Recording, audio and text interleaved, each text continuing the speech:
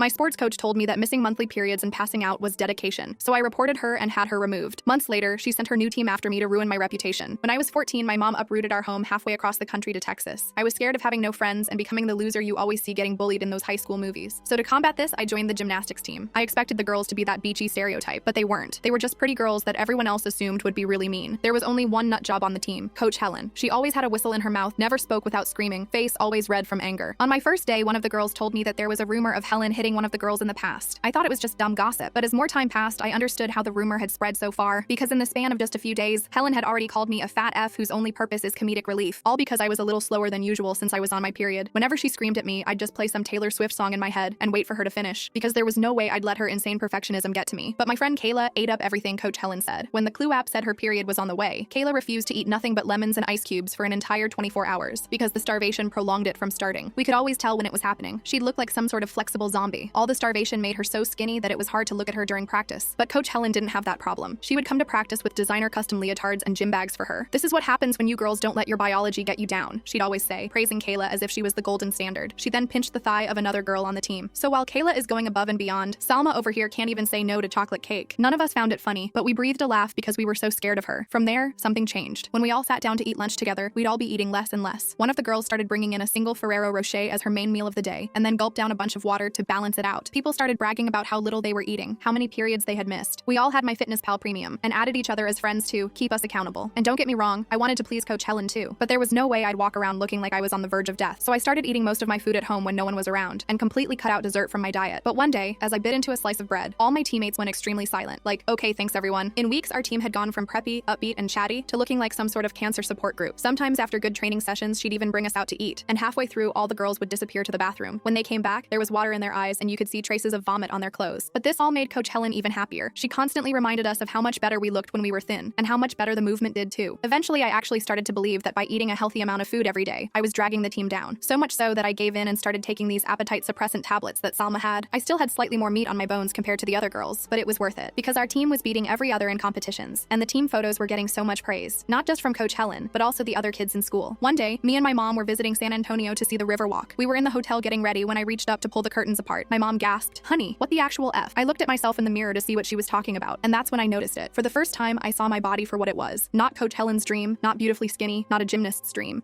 I was malnourished, severely underfed, and sickly. Tears filled my eyes, and that's when my mom grabbed me. "Honey, what happened? How long has this been going on?" The desperation in her voice woke me up to how messed up the entire thing was, and I simply told her I'd stop, and I meant it. When school started again, I gathered all the girls at lunch. I told them it wasn't normal to feel dizzy every time you get out of bed in the morning, to feel tired after sleeping for 16 hours, to only get your period once every 3 months. Pretty much all of them rolled their eyes or just zoned out. Well, that's when I took out Popeye's classic chicken sandwich and ate it right there and then. Their mouths dropped. One of them looked like they were about to faint. Mwahaha. But as soon as my master plan started, it was ruined, because that's when Coach Helen burst through the doors. She marched over to our table, whistle swinging around her neck like a pendulum of doom. The entire cafeteria went silent. You could hear the Popeyes wrapper crinkling in my hand. "What do you think you're doing?" she hissed at me, her voice low but somehow still carrying across the room. I took another bite of my sandwich, trying to look casual while my heart was about to explode. "Eating lunch," I mumbled through a mouthful of chicken. The other girls at the table looked like they were watching a horror movie. Madison was literally covering her eyes. Coach Helen snatched the sandwich from my hand and threw it in the trash can beside our table. Then she leaned in close to my face. "Team meeting. After school. Don't be late." She stormed off, leaving behind the scent of her overpowering perfume and pure rage. The rest of the day was torture. I got texts from everyone on the team asking what I was thinking. Salma sent me a crying emoji followed by, "Rip your gymnastics career." Even girls who weren't on the team were whispering about me in the hallways. By 6th period, the story had somehow morphed into me throwing a chicken sandwich at Coach Helen's face. After the final bell, I dragged my feet to the gym. Coach Helen was already there with the entire team sitting in a semicircle around her. There was an empty spot right in front of her. "Great. Nice of you to join us, Mackenzie," she said, using my full name, which she only did when she was really mad. I was just explaining to the team about commitment and sacrifice. I sat down on the cold floor. Everyone was avoiding eye contact with me. As I was saying, ladies, this is not a hobby. This is not a social club. This is elite gymnastics. And elite gymnasts understand that their bodies are instruments. She walked around our circle like a shark. "Some of you have been making excellent progress. Others," she paused dramatically behind me, "seem to think fast food is an acceptable fuel for champions." The lecture went on for almost an hour. She brought up every competition we'd won since we started her nutrition program. She reminded us of the scouts who would be at regionals next month. She made Kayla stand up and demonstrate how her backflip had improved now that she wasn't weighed down. By the end, I felt like absolute garbage. Was I really being selfish? Was I letting everyone down? The doubt crept in like poison. "Now, I think we need to address the chicken sandwich incident directly," Coach Helen finally said, turning to face me. "Mackenzie, do you have something to say to your teammates?" Everyone stared at me. I opened my mouth, not even sure what was going to come out, but then I remembered my mom's face in that hotel room, the horror in her eyes when she saw what I'd become. "Yeah, I do have something to say," I started, my voice shaky. "I think we're all getting sick. Like, literally literally sick. Brenda passed out last week during practice. Catherine hasn't had her period in 3 months. We're all dizzy and tired all the time. Coach Helen's face hardened. That's called dedication. No, it's called an eating disorder, I shot back. The words hung in the air like a bomb. No one had ever said it out loud before. The silence was broken by Kayla. Coach Helen is just trying to help us be our best. Maybe you should quit if you can't handle it. Several girls nodded in agreement. I looked around at my teammates, girls I'd spent every day with for months. They looked like strangers now. Or maybe I was seeing them clearly for the first time. Scared, brainwashed, and desperately thin. Practice starts in 5 minutes, Coach Helen announced, effectively ending the discussion. Anyone not on the floor ready to work can find another team. As everyone scrambled to get changed, Salma caught my eye. She mouthed, "Sorry," before hurrying away. I stood there alone, wondering if I was crazy or if everyone else was. That night, I couldn't sleep. I kept thinking about what Coach Helen had said, what my mom had seen, what my body was telling me. Something had to change, but I had no idea how to make that happen without losing everything. My spot on the team, my friends, the one thing I was actually good at in this new town. The next day at practice was brutal. Coach Helen made me do conditioning drills for the entire 2 hours while everyone else worked on routines. My legs felt like jelly by the end, and I could barely walk to my mom's car afterward. When I got home, I collapsed on my bed and cried for like an hour straight. Not because of the physical pain, but because I felt so alone. My mom knocked on my door with a plate of spaghetti. "Honey, do you want to talk about it?" she asked, sitting on the edge of my bed. I told her everything. The team meeting, the way everyone looked at me like I was a traitor, how Coach Helen had singled me out. My mom's face got all serious. She asked if I wanted to quit the team. Part of me did, but another part couldn't stand the thought of giving up. Plus, I'd finally made friends in this new town. If I quit gymnastics, I'd be back to square one, the new girl with no social life. I'm going to stick it out, I told her, but I'm not starving myself anymore. The next few days were weird. At practice, Coach Helen barely acknowledged me except to criticize my form or speed. The other girls mostly avoided me, except for Salma, who would occasionally whisper encouragement when no one was looking. Kayla, on the other hand, had become Coach Helen's mini-me, pointing out my mistakes before Coach Helen even had the chance. On Thursday, I was struggling with my balance beam routine. I kept wobbling on my turns, probably because I was actually eating regular meals again, and my body was adjusting. Coach Helen made me repeat the same sequence like 15 times while everyone watched. "This is what happens when you prioritize fast food over fitness, ladies," she announced to the team. Mackenzie used to be able to do this in her sleep. I gritted my teeth and tried again, and again, and again. My legs were shaking from exhaustion, but I refused to give up. On my 16th attempt, I finally nailed it. I looked over at Coach Helen, expecting at least a nod of approval. Instead, she just blew her whistle. "All right, water break for everyone except Mackenzie. She needs to do it 5 more times to make up for her regression." As everyone headed to their water bottles, I heard Kayla loudly say, "That's why Coach Helen is the best. She doesn't let anyone slack off." I wanted to scream. Instead, I did the routine 5 more times, each one more perfect than the last, fueled by pure rage. After practice, I was the last one in the locker room. As I was changing, I overheard Coach Helen talking to her assistant coach, Tyler, just outside the door. "We need to make an example of her," Coach Helen was saying. "The other girls are watching. If they think they can eat whatever they want and still compete, everything I've built will fall apart." Tyler's response was quieter, but I caught something about taking it too far and parents might complain. Coach Helen laughed. "Parents want winners, Tyler. They don't care how we get there." I froze, my t-shirt halfway over my head. They were talking about me. They were planning something. I quickly finished changing and snuck out the back door of the gym. That night, I couldn't sleep again. I kept thinking about what I'd overheard. Make an example of me? What did that even mean? Would she kick me off the team? Give me even harder conditioning? I tossed and turned until my alarm went off at 6 a.m. for morning practice. When I got to the gym, something felt off. Everyone was already there, which was weird because I was usually one of the first to arrive. Coach Helen stood in the center of the floor with a scale, an actual weight scale. "Good morning, Mackenzie," she said with a smile that didn't reach her eyes. "We're doing weigh-ins today." My stomach dropped. In all my months on the team, we'd never done public weigh-ins. Sure, Coach Helen would sometimes make comments about our bodies or pinch our thighs, but she'd never actually weighed us in front of everyone. "Everyone line up," she commanded. "Leotards only, no warm-ups." One by one, the girls stepped on the scale. Coach Helen recorded each weight in a little black notebook, occasionally nodding in approval or frowning slightly. When it was Kayla's turn, Coach Helen actually clapped. "Ladies, this is your target," she announced. "Kayla has maintained her competition weight perfectly." Then it was my turn. I hesitated, but Coach Helen beckoned me forward impatiently. I stepped on the scale, my heart pounding. The digital display flashed a number that was about 8 pounds higher than when I'd been starving myself. Coach Helen's face darkened. Well, it seems someone has been enjoying their Popeyes a little too much." She wrote down my weight and circled it dramatically. "This is what we call a liability, ladies. Extra weight means extra strain on your joints, extra risk of injury, extra difficulty for your teammates who might have to spot you." I felt my face burning with humiliation. Some of the girls were looking at the floor, but others were staring right at me. Kayla had a smug little smile on her face. "Mackenzie will be doing extra conditioning until she gets back to her competition weight," Coach Helen announced, "and she'll be sitting out the group routine at the meet next weekend." I bit my lip hard to keep from crying. The group routine was my favorite part of competition, and I'd been practicing it for weeks. "That's not fair," a voice said from the back of the group. Everyone turned in shock. It was Salma. "Mackenzie hits every mark in that routine. We need her." Coach Helen's eyes narrowed. "Interesting perspective, Salma. Let's check your progress, shall we?" She flipped back in her notebook. "You're up 3 pounds from last month. Perhaps you'd like to join Mackenzie in extra conditioning?" Salma immediately shut up and looked away. I couldn't blame her. After the weigh-in disaster, practice was a blur of exhaustion and humiliation. Coach Helen made me run laps around the gym while everyone else worked on routines. Every time I passed the group practicing without me, my chest hurt a little more. By the end of the week, I was mentally and physically drained. The meet was tomorrow, and I still hadn't been allowed to practice with the team. Instead, I'd spent every session doing endless conditioning exercises while Coach Helen criticized my form, my attitude, and occasionally, my breathing. Saturday morning arrived, and I dragged myself to the competition venue. Even though I wasn't in the group routine, I still had my individual events. As I was warming up, Salma approached me. "Hey," she said quietly. "I'm sorry about the other day. I should have stood up for you more." I shrugged. "It's okay. I get it. Nobody wants to be Coach Helen's next target." Salma looked around nervously to make sure no one was listening. "There's something you should know. Coach Helen has been talking to the other coaches coaches about you. She's been saying you've been having attitude problems and might try to show off during your routines. My jaw dropped. What? Why would she do that? I think she wants you to mess up, Salma whispered. She told Kayla that sometimes you have to prune the weak branches to save the tree or something weird like that. Before I could respond, Coach Helen's voice boomed across the warm-up area. Ladies, circle up. We all gathered around her. She gave her usual pre-competition pep talk, all about representing the team and showing our best selves. Then she looked directly at me. Some of us will be sitting out certain events today, as discussed. This is a valuable learning opportunity about the importance of discipline and commitment. I clenched my fists but said nothing. I still had floor, bars, and beam. I'd show her. I'd show everyone. The competition started and our team was doing well. Kayla nailed her vault, getting the highest score of the day so far. Salma was solid on beam. I was up next on floor, my strongest event. As I chalked my hands, Coach Helen appeared beside me. Remember, Mackenzie, no fancy additions to your routine. Stick to what we've practiced. I nodded, confused. I never deviated from my routines in competition. That was gymnastics 101. I took my position on the floor, waiting for my music to start. The familiar notes began, and I launched into my routine. Everything felt good. My tumbling passes were clean. My dance elements were sharp. I was in the zone. As I prepared for my second pass, I noticed Coach Helen watching me intently from the sidelines. There was something in her expression that made me hesitate for a split second. That moment of distraction was enough to throw off my timing, and I took a big step out of bounds on my landing. I recovered quickly and finished the routine, but I knew I'd lost points. When I came off the floor, Coach Helen was shaking her head. What happened out there? You know better than to step out of bounds. I got distracted, I said, still catching my breath. Her eyes narrowed. Concentration is part of the sport, Mackenzie. You need to block out everything except your routine. I stared at her, realizing she had been trying to throw me off with her intense scrutiny. My score came up, 8.6. Not terrible, but well below my usual. Coach Helen patted my shoulder with fake sympathy. Better luck on bars, she said, loud enough for the other coaches to hear. Sometimes nerves get the best of us. I was fuming as I prepared for bars. This time, I was ready. I blocked out everything except the apparatus in front of me. When my turn came, I attacked the routine with everything I had. No hesitation, no doubt. Just clean, precise movements that I'd practiced thousands of times. I stuck my dismount perfectly. The crowd cheered, and even some of my teammates looked impressed. Coach Helen's face was unreadable. My score flashed, 9.4, my best of the season. Take that, Coach Helen. As I walked back to our team area, I passed the judges' table. One of them, an older woman with gray hair, gave me a small smile. Nice recovery, she said quietly. Don't let anyone get in your head. I blinked in surprise. Had she somehow seen what was happening? Before I could respond, Coach Helen appeared at my side, steering me away. What did she say to you? She demanded. Just nice routine. I lied. Coach Helen looked suspicious but didn't push it. You're up on beam in 20 minutes. Start warming up. Beam was my weakest event, the one where my extra few pounds actually did make a difference in my balance. As I practiced my mount on the warm-up beam, I could feel Coach Helen watching me like a hawk. When it was finally my turn to compete, I felt a weird calm settle over me. Maybe it was because I'd already been through so much that day, or maybe I was just too tired to be nervous anymore. I mounted the beam cleanly and moved through my routine with a focus I hadn't felt in weeks. About halfway through, I spotted my mom in the stands. She gave me a subtle thumbs up and something clicked inside me. I wasn't doing this for Coach Helen. I wasn't doing it for my teammates. I was doing it for me because I loved the feeling of nailing a difficult skill after working hard to master it. I finished my routine with a solid dismount and a small hop on landing. Not perfect, but definitely my best beam performance of the season. I walked back to Coach Helen, who looked genuinely surprised. Well, she said, seems like you can focus when you want to. My score came in at 9.1, putting me in third place for beam overall. As the competition wrapped up, our team had secured second place. Not bad considering I'd been kept out of the group routine. During the award ceremony, I stood with my teammates, accepting our silver medal. Coach Helen was all smiles for the parents and judges, praising our hard work and dedication. Anyone watching would think she was the most supportive coach in the world. As we were packing up to leave, the gray-haired judge approached me again. You have real talent, she said, but talent needs the right environment to flourish. She handed me a business card. My name's Cynthia. I used to coach at UT.